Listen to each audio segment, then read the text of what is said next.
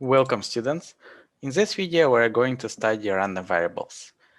We will introduce the concept of random variables by studying the following two examples.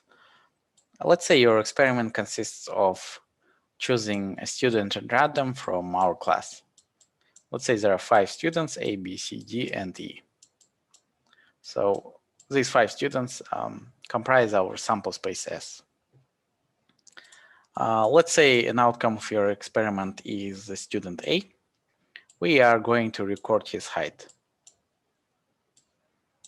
Let's assume that his height is equal to 1.6 meters. If, let's say, your outcome of your experiment is student C, let's say his height is equal to 1.8 meters. So weight, small h, is some numerical value. And now let's think of a height of a student in a more abstract way. Let's denote it as big letter H. Now, height is an object which takes on some numerical value once you tell me an outcome of your experiment. So in other words, height is a function, numerical valued function, that is going to assign numbers to outcomes in your sample space.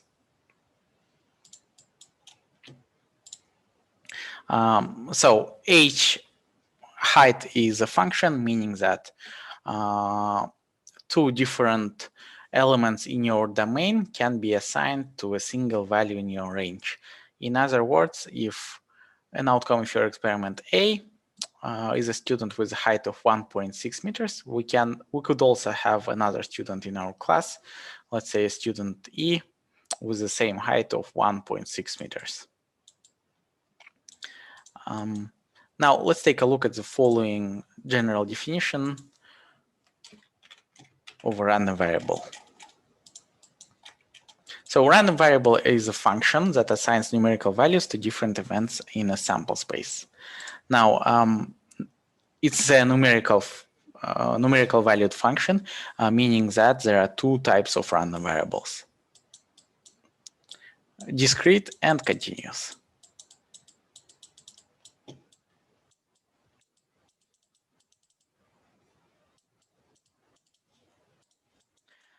If the number of values your random variable can take on is finite or infinite, countably infinite,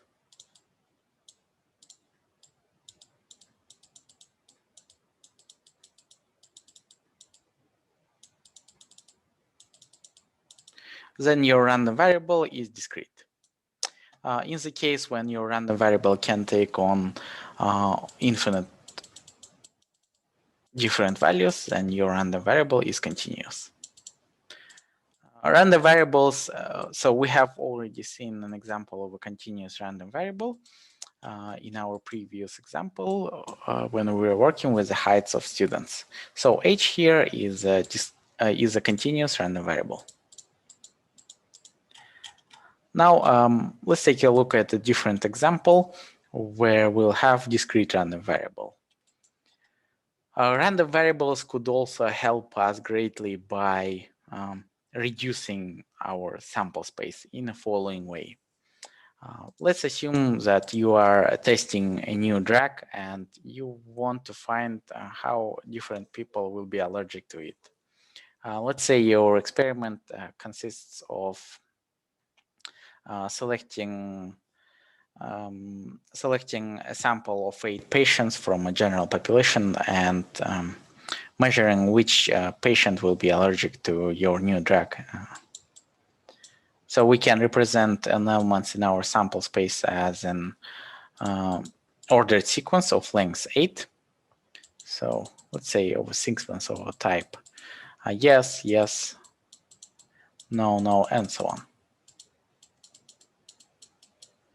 So yes, in a particular place in our sequence will mean that a particular patient, a particular person we have selected from a general population is allergic to our new drug. So we could have other types of responses like no, no, no, yes, yes, and so on. So the total number of outcomes in this sample space here is equal to 2 to the power of 8. Since the length of our ordered sequence is equal to 8 and there are 2 different outcomes for each place in our sequence. Now, in that particular experiment, we might not be really interested in which patient is allergic, which particular patient is allergic to our new drug, but rather we might be interested in how many patients out of 8 are allergic to our new drug. In that case, we could use random variables in the following way. We can measure the number of patients allergic to the new drug out of 8. So let's say if we have a sequence no, no, no, yes, yes,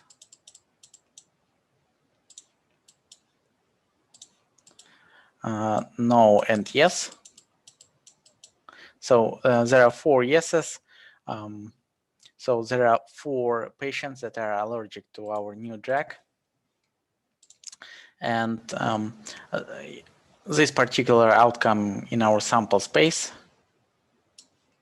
is mapped onto a number 4.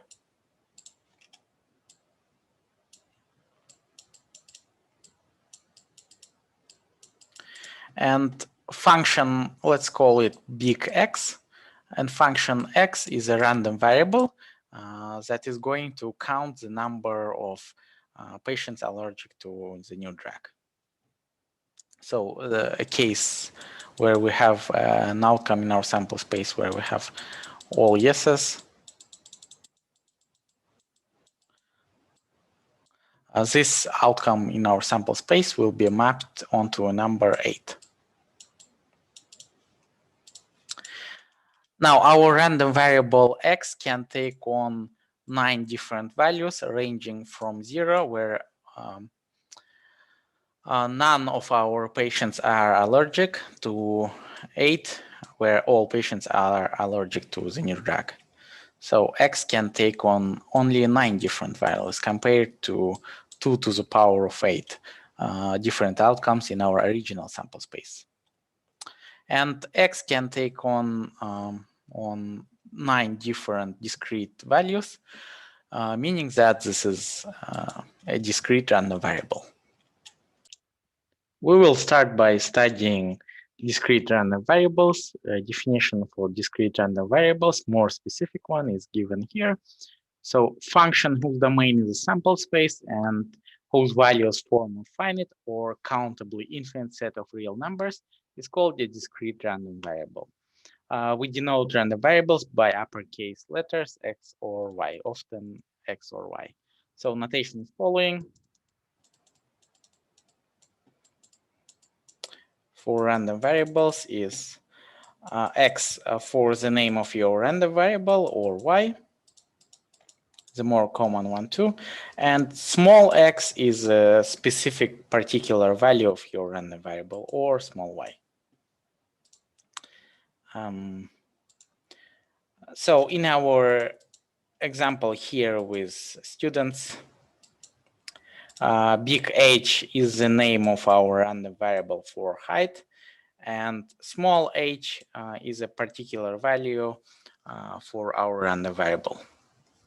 Now we are going to study a new concept of probability density function, first by introducing the following experiment.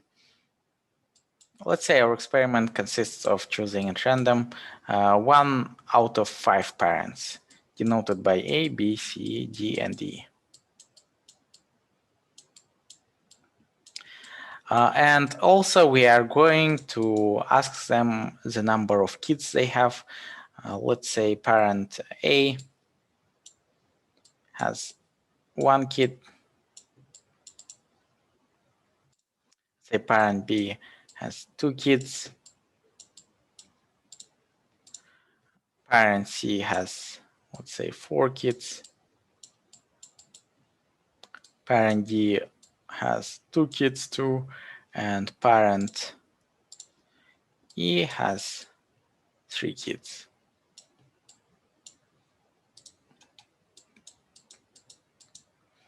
Now, let's denote our random variable for number of kids they have as big X. Then small x is a particular value our random variable big X can take on.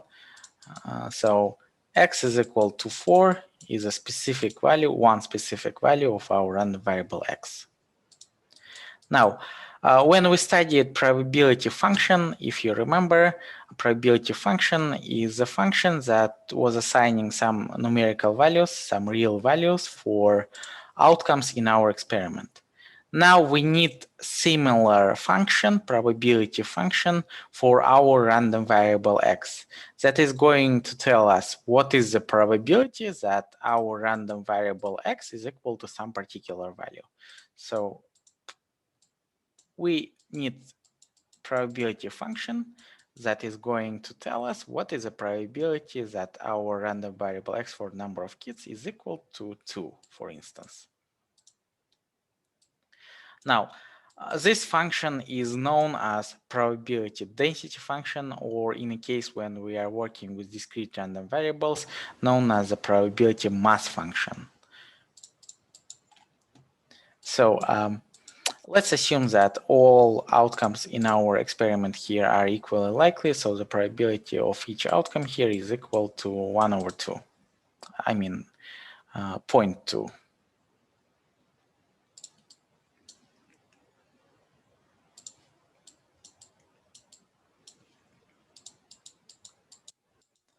Now then, probability that our random variable x is equal to 2 is the probability of such outcomes in our sample space such that for random variable for them is equal to 2.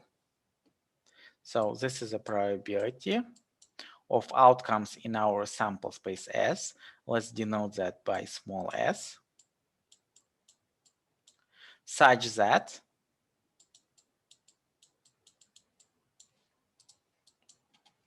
random variable x for these outcomes is equal to 2. X of S is equal to 2. So outcomes in our sample space leading for value of big X being equal to 2 are events B and D. So this is a probability of an event B and D.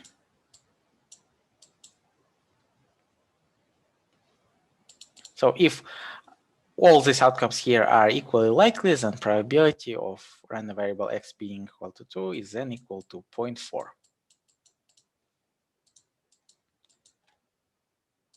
Now, probability that our random variable x is equal to 1, then equal to probability of a single subset of our sample space S with a single element A.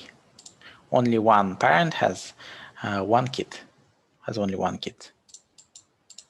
So this is probability of event A, which is equal to 0.2. And similarly, probability that our random variable x is equal to 3 is equal to 0.1. Only parent E has 3 kids, and only parent C has 4 kids. So probability that our random variable x is equal to 4 is equal to 0.22. Now, this new function that we defined on our random variable x is known as probability density function, or probability mass function for discrete case, or short for PMF. We can also represent our probability mass function graphically in the following way. So here on y-axis we'll have values for our probability mass function, and here on x-axis we'll have values of our random variable x. The values that our random variable big X can take on is 1 to 4.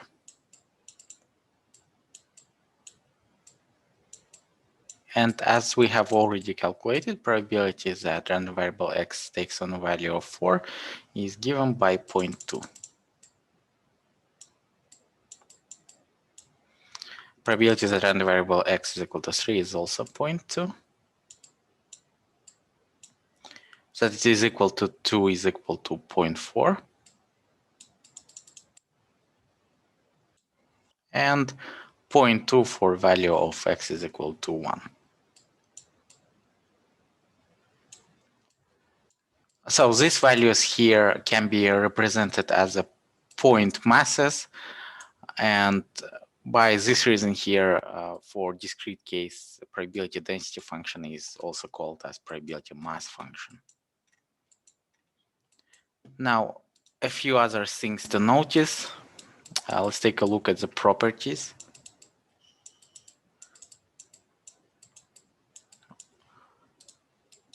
Now, since so let me circle the following definition here. Now let's restate it in a more general way. PMF of X is equal to probability that random variable X takes on a value of small x, and is defined as probability of such an event, which is a subset of sample space, such that random variable X takes on a value of small x.